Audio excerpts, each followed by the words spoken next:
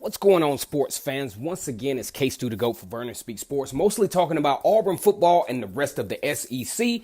Want to give a shout out to my fearless and true gang, War Eagle. Now, normally I only talk mostly about Auburn football or teams in the SEC, but I have to admit I was very intrigued by the Miami Hurricanes just to see where they would land in the 2019 with the ranking wise with the 2019 recruiting class, especially considering the drama of the offseason as they fired Mark Richt, which I think was a very, very good move, because if you look at where Miami was headed under the leadership of Mark Richt, it was headed down a tumbling, just down the toilet, to be honest with you, because Mark Richt just has never been able to reach that level of aggression, and he sure wasn't even trending towards that at the University of Miami. It was starting to look kind of just as bad as when he was at Georgia, with mediocre, great recruiting classes,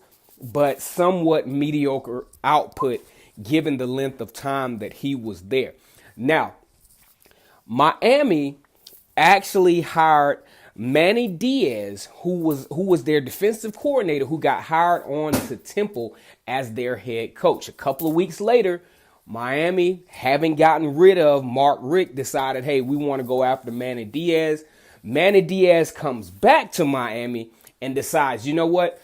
I coach with these guys on offense. I'm getting rid of everybody.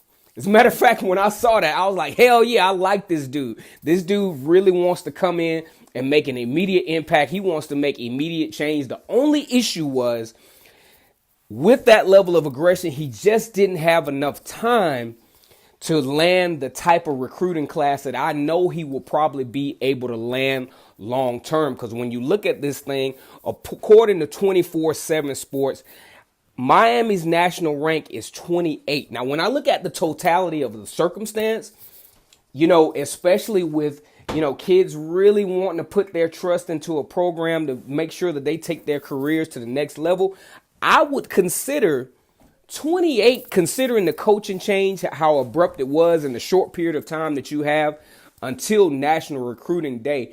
I would say that 28 is really, really, really not that bad. And when you look at the average rating of the player at 88.8825, that's really not that terrible, because it's 3/10 of a point off when you look at some of the top recruiting classes like your LSUs, your Texas A&Ms, your Georgias, and Alabama. Yeah, they're a little bit off there.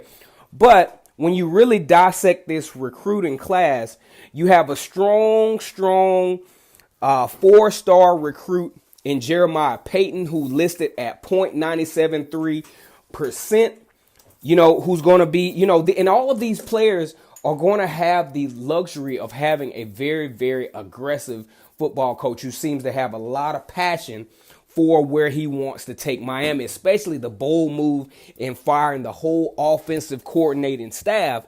I think this Manny Diaz coach can really take Miami to the next level and bring back the U as we used to know it. Because I remember back in the day, back in the 90s, when I was actually a Florida State fan to start out with.